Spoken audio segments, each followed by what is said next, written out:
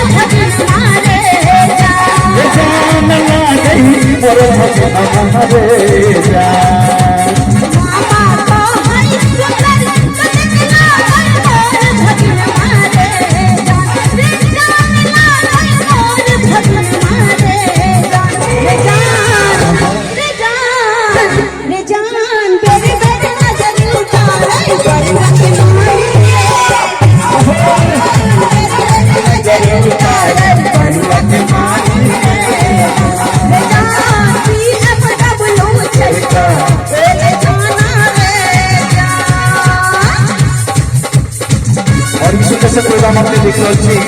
सावरिया जागरण ग्रुप के माध्यम से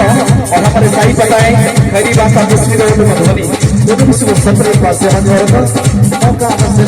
हमारा मोबाइल नंबर 8969492323।